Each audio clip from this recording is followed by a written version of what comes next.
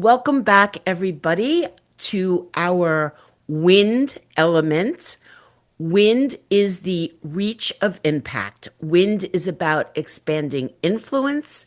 It's about increasing visibility and creating opportunities through meaningful connections and trusted relationships. Our first wind session is called Harnessing the Hurricane. Meghan DeFord knows what it looks like when an ambitious woman is ready for the next thing, but needs to get clear on what that actually is.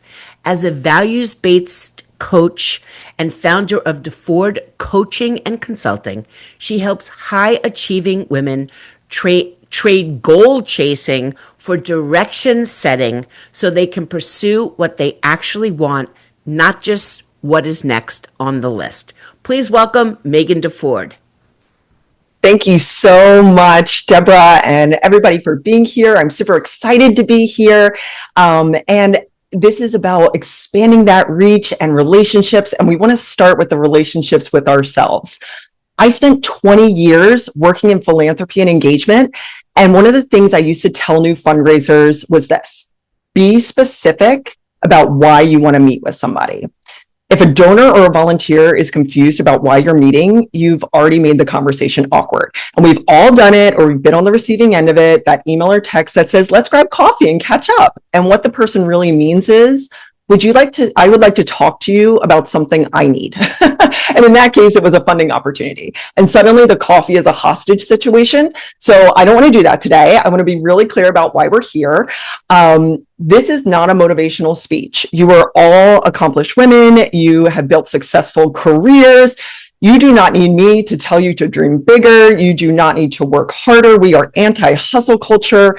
And I'm not going to tell you that the solution to achieving your goals and building those relationships is to wake up at 5 a.m. and drink lemon water and write affirmations. Those things are wonderful, but that's not what this is, okay? We're here because I think so many of us have been asking the wrong question when it comes to feeling ready and to taking action. Instead of asking, when will I feel ready? I think the better place to start is, what would I decide if I trusted myself? Because ready is not a feeling, it's a decision.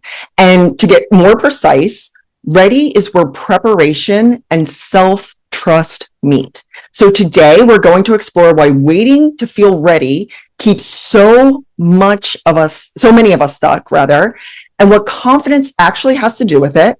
Does it have anything to do with it? And before we finish, you're going to take one real action, because we're not just about inspiration here, we are about action. Okay, so let's go. Let's start by defining readiness. Ready just means prepared. It doesn't mean confident. It doesn't mean certain or assured of the outcome. Confidence is not the requirement. When I tell people that I worked in fundraising, I get the same reaction almost every single time. Probably the thing you're thinking, I could never do that. I could never ask people for money, which is actually really funny because that's not really what I did. I got to know people. I built relationships. It actually was kind of like dating. I got to learn what they were interested in, what they valued, where they spent their time. And then I told them about our organization's needs and what we valued and what we were trying to build and what that support could look like. And if they wanted to be part of that solution, then we would talk about that support, which ultimately was funding. No donor ever woke up one morning and thought, I've got nothing going on today. Maybe I'll research your organization and cut you a large check. Literally never happened. Someone had to initiate the conversation. Someone had to make the invitation, and someone had to risk hearing no. I raised a lot of money over the course of my career. I led teams, I built strategic plans, I executed million and billion-dollar campaigns, and I have been told no far more than I have been told yes. And I hate to admit this, but every no sucked. It never felt good to hear, but it did build my readiness. Every no meant I was getting closer to yes. So I said, thank you, and continued on. I prepared for the meeting. I asked the question. I learned the answer, did it again. You got to get your reps in. Confidence is not the prerequisite for action. Confidence is the result of having evidence from taking action. It's standing on the other side of action. It's tapping its watch. It's waiting for you. It's saying, come, take the action. This presentation is actually a live example of that. This is the first time I've spoken publicly live since launching my own business. I did not pitch myself for this because I felt completely ready. I pitched myself because I knew three things. First, I had experience I could draw from. For 20 years, I've been speaking publicly. Second, I knew that if I was accepted, I had enough time to build the presentation and get it to a place that was useful for you. And third, saying yes aligned with my values. They are curiosity, authenticity, community, creativity, and making a difference. Ready was never the qualifier. Confidence was never the qualifier. Alignment was. I wasn't confident, but I gave myself permission to try. And I think women often confuse confidence or readiness with permission. We say we're waiting to feel ready, but sometimes what we're really waiting for is someone to give us permission to start. Giving yourself permission means trusting yourself enough to proceed without a guarantee. Self-trust depends on the relationship you have with yourself, and that is a much sturdier place to start from. So, what's really stopping you? I want you to think of one goal or one action that you've been putting off. It might be applying for a promotion, starting a business, writing something, getting healthier. Think of that goal. Don't overthink it. And now I want you to think about what is standing between you and that one action, right? Type that roadblock, that one word, that one roadblock into the chat. What is standing between you and that action? And while the answers come in, here are some of the ones that I typically hear, right? So I hear, I'm scared. I don't have enough time. There it is, time. I need more confidence, money, clarity. And I hear these answers almost every single time I ask this question. They're not unique. And this is what I've realized. The roadblock is often not the real issue. Your competence is not the issue. You are all smart, badass women. You are competent. The deeper issue is whether you trust yourself enough to make a decision without knowing exactly how it will turn out. Eventually, every meaningful decision becomes a conversation between you and you. Other people can advise you. We've had amazing guidance today. They can encourage you, they can challenge you, but they cannot make the decision for you. They cannot take the action for you.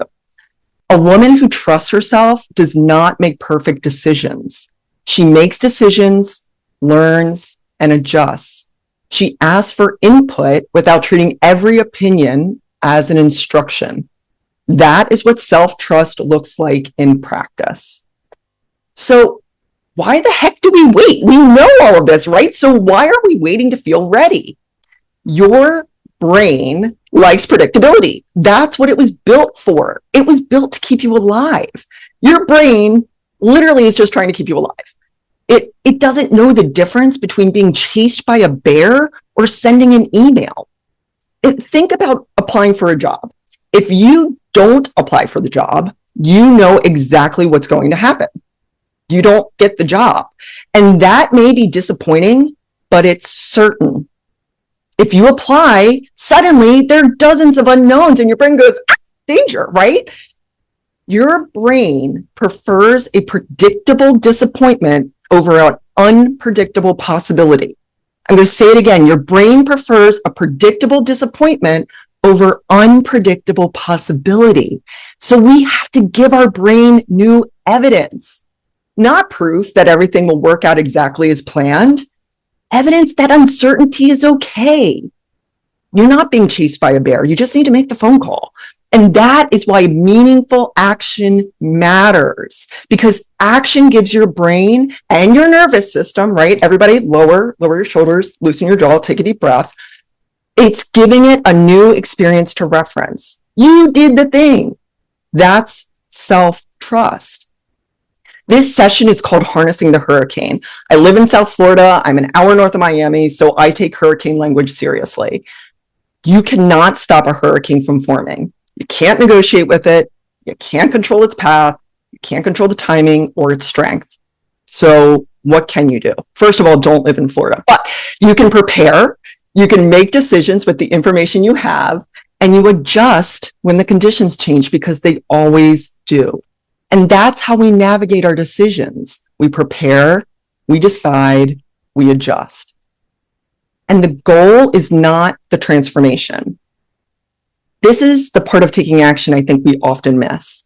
We spend so much of our time focused on the visible end result, the promotion, the healthier habit, the book, the thing we can point to and say, there, I did it. But every meaningful goal asks something of you before it's going to give you anything in return. So a promotion asks you to start thinking like a leader before you receive the title. Writing a book asks you to sit down and actually do the work and be an author before anyone gives you that title. The goal is not the transformation. It is the evidence that the transformation has begun. There are two scoreboards. The visible scoreboard tracks whether you've reached the outcome. The invisible scoreboard tracks who you became while you were pursuing it. Did you become more courageous? Maybe it was more consistent, more discerning. Outcomes matter. They do. But that invisible scoreboard is the one that changes your capacity. Because once you become someone who can make a decision and take the meaningful action and learn and adjust, you have built the capacity to pursue the next one. Goals are often what bring women to my coaching. But again, kind of like in fundraising, it's not actually what I do. I work with women to grow capacity and self-trust to build and sustain the life that she wants. And let's go back to that goal you identified earlier, right? Instead of asking what is standing in your way, I want to ask you a better question. Who is this goal asking you to become? Type it into the chat, one word. Who is this goal asking you to become? Maybe it's becoming more visible. Maybe it's becoming courageous or patient, decisive. Notice that none of those answers are technical skills. Very few people come to me and say, Megan, I need to get better at spreadsheets. They mean qualities, right? Because our biggest obstacle is often not a lack of information, right? We know how to get more information. The challenge is to become someone who consistently acts on what she knows matters. And this is where your values become really practical. Values help determine which promises are worth keeping. I work with every client to identify their first 3 to 5 values. Do your goals align with your values? Do your actions align with your goals? Do your actions show up on your calendar? Your calendar is more honest than your intentions, right? Does the way that I spend my time reflect what I say matters? And how can I honor what I want? Cool. So now what? What do you actually do the next time you hear yourself say, I'm just not ready? Okay. You ask 3 questions. 1, is this aligned with my values? Does this decision, does this action reflect what matters to me? 2nd, what is the smallest next step you can take? Not every step between here and the finish line. What is the next action that creates movement or some information, right? Book the appointment, start writing the book. And 3rd, to what end? Okay. Sometimes we let ourselves be busy, but not productive. So full disclosure, I love finding the perfect font, and I will spend so much time on it when what I really need to do is like make a phone call to sign a client.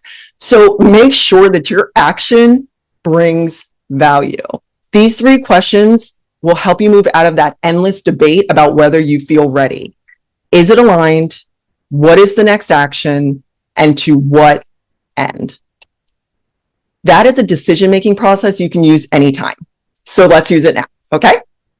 Return to that goal that you named earlier, just 10 minutes ago. What is one meaningful action you can take within the next 24 hours? Go ahead and type it into the chat and make it small enough to be real, okay? What is one meaningful action you can take within the next 24 hours? Not build my business. What does that mean tomorrow? Send one message, request one meeting, not get healthier, I'm going to walk for 15 minutes. I'm going to set my alarm every 45 minutes to drink water. Okay.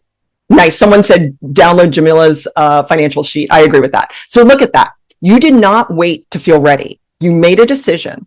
You didn't wait for certainty. And that is self-trust. So as we wrap up, I want to remind you of this, and you know it. Life is going to keep filling your calendar. There will always be another email to respond to. Your car is going to need an oil change. Someone's going to need something. Laundry needs to be folded. There will always be a valid reason to postpone the thing that matters to you, that's going to move the needle on the life that you want to live. You have to decide that your goals and values deserve a place on your calendar. So here is my ask of you. Connect with me on LinkedIn. You can use the QR code behind me. I think it's down here. And go ahead and send me a message after you have done the thing that you committed to in the chat. Okay? Tell me you sent the email. Tell me you booked the appointment. You asked the question, right? Not because I'm nosy. I will be your accountability buddy. We all need support in this. And I want to know what you did. You do not need to feel ready. You just need to take the first step. I can also send you resources from this presentation, like goal setting and values work and all that kind of good stuff if you're interested. But remember, self-trust is far greater than confidence when you decide that you're ready to take that first action. Thank you so much, and I will see you in the DMs. Wait, stay there 1 second. I'm here. That was incredible. That was a lot of frying pan to the head to me, so I want to thank you for that. You said one thing that really resonated with me. You talked about alignment, right? How do you know when all the stars and the planets are in the right place for you to? I know not to do it when Mercury is in retrograde, everybody. And we just got out of it. I know it was a freaking month of hell. I just want to let everybody know. But how? You know what I'm saying? Like it's, I think it's difficult sometimes because in many ways we chase the shiny thing, the new title, the new something. Yeah. But is it a feeling? Like, when do you know? Okay, please. No. So here's the thing. Feelings are important. It's important to feel your feelings. But this really, in my practice, goes back to your values.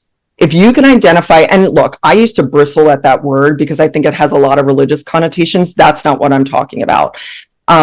Your values are your compass. And if you can identify your top 3 to 5, and they only belong to you, they don't belong to expectations that have been put on you. They don't belong to your boss. They don't belong to your family. They're yours. And they're your truest compass that you can have. And if you can look through and say, is this supporting my top 3 to 5 values? Yeah, you can feel really confident on it. If it's not, it doesn't mean you don't move forward, but that's when maybe you do need to go to a trusted source or get more information or redo your values. They do change over time. So I think the alignment piece, it kind of has that like woo-woo whatever.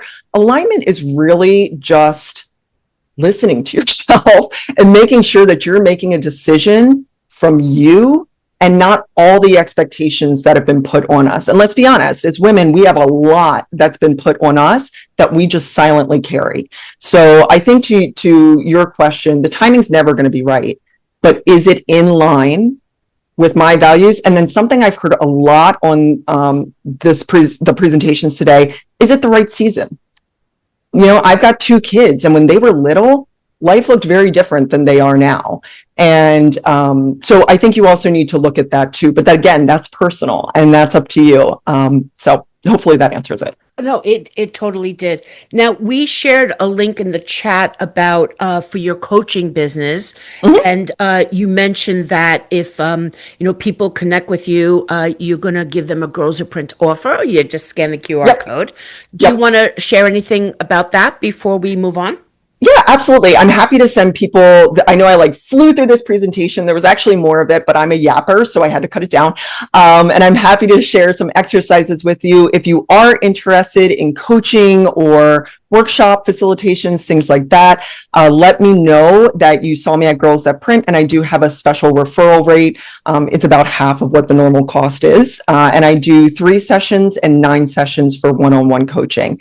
And remember, 24 hours, the action that you put in the chat, send it to me. Send it to me.